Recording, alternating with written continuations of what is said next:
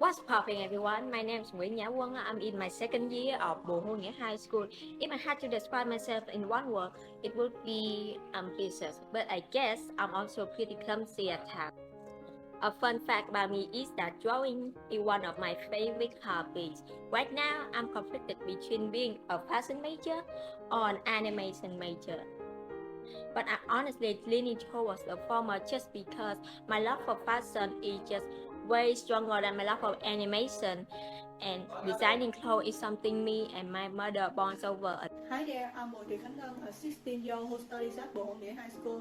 I like exploring forests, listening to modern music and drawing. I also like translating mystery stories, but my writing skills aren't the best, so my stories often come out very messy. I live in a family with 5 members: me, my sister, dad, mom, and grandma.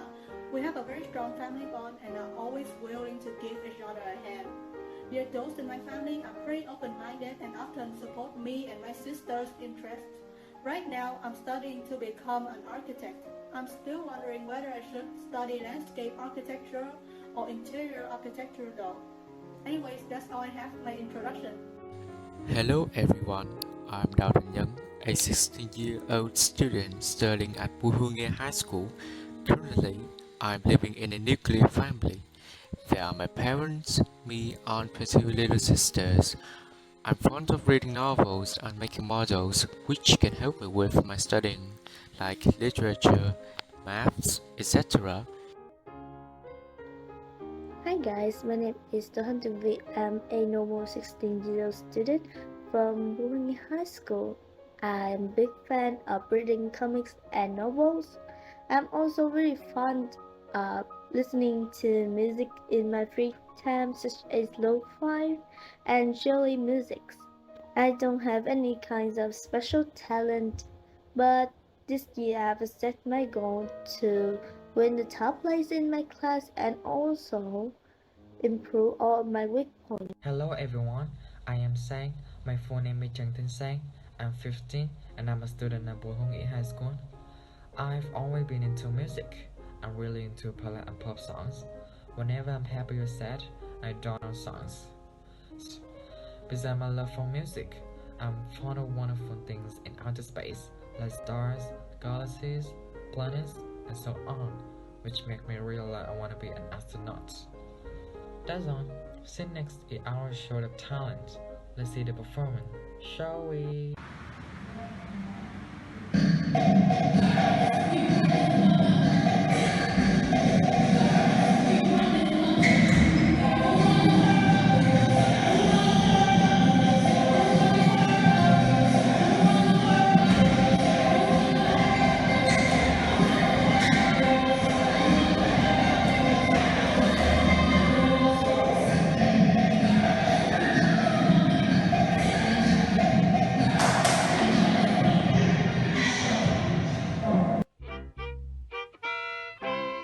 Gió chiều thầm vương bao nhớ nhung,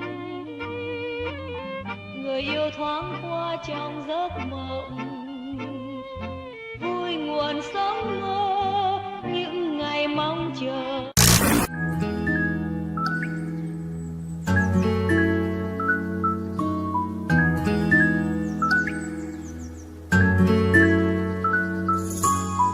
Đây là đâu xanh thật xanh màu lá hoa, tay cầm tay môi kề môi cùng hát.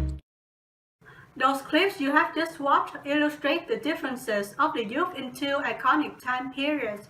With all the constant changes, you may feel old and become reminiscent of how things were when you were small and innocent.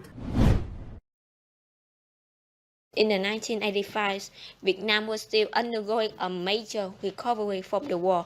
For that reason, everyone was struggling with financial problems. Hence, they often play traditional outdoor games that don't require much money and have very straightforward rules. Despite the simplicity, they allow kids to develop their mind, immerse themselves in the natural environment, and help them become more energetic. The invention of computers, the internet, and cell phones have impacted a lot on childhood in the 2010s.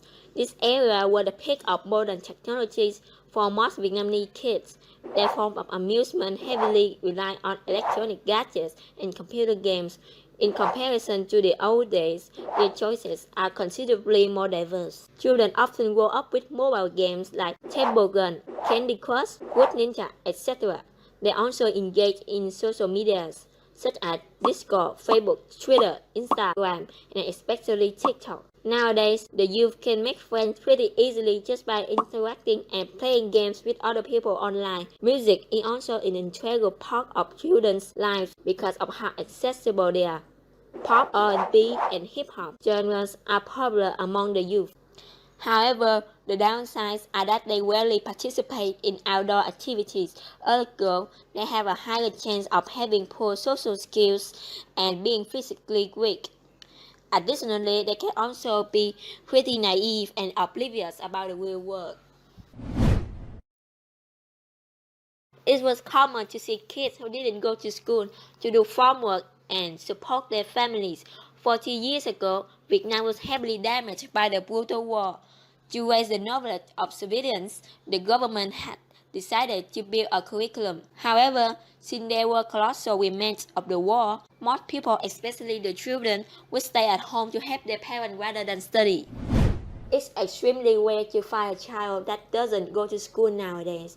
In fact, it's looked down upon and people will often judge the kid or the parents. Additionally, cars, bicycles, scooters, mopeds makes it convenient for parents to take their kids to school compared to before. In this day and age, teachers encourage students to use their phones or laptops in class for education. Since technology has definitely opened up for more creative learning methods, the benefits are simply fascinating. For example, there is a variety of studying apps for students, convenient for looking up and exchanging information, and many more. Having said that, using phones or laptops still can be pretty risky for children, since they can find ways around the teachers to break the rule, such as playing games when they aren't supposed to, or cheating to pass tests. Children back then are often seen as more well-behaved than the youth of modern times. Obedience, respect, and submission were all attributes that were expected from children, and those things are often taught to them since young through fairy tale depicting respectful, learning to become more well-mannered. They also spend most of their time helping adults with chores and working to support their family. Ergo, they often had strong bonds with their family and were pretty sociable. Today, adolescent kids are much more dependable on media and tend to lose touch with their parents way faster than kids of past generations, mostly due to the fact that modern parents are too focused on their careers. As a result, it is harder for parents to connect with their children. Having said that, it's wrong to assume that children's behavior has gone worse. Instead, it should be viewed as simply a different one that is being shaped by different factors.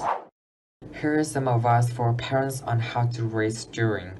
Encourage your children to socialize with other children through engaging in sports activities and playing outdoor games. Additionally, manage your children's use of technology and social media. In the old days, the main thing people focused on were food and keeping themselves warm, not dressing nicely necessarily, just focus on simplicity, that's all. Financial difficulties make it hard to be fashionable after all. On the other hand, companies nowadays make it their mission to provide the best clothes for the youth. You can see ads for adolescent children's clothes everywhere, and the selling point is often how comfortable, colorful, and trending they are. Despite that, most older kids tend to wear dark or multicolored baggy clothes. Time has brought many changes, both good and bad, to the way children experience their childhood. Even though there are a lot of differences between the two generations, it should be said that no generation is better than the other. We must remember the fact that both tradition and modernity can coexist. Therefore, we should keep the good parts of the past while also learning and adapting to the present day's life. By acknowledging the best of both sides, we will be able to give our children a healthy and memorable childhood that will aid them in their development.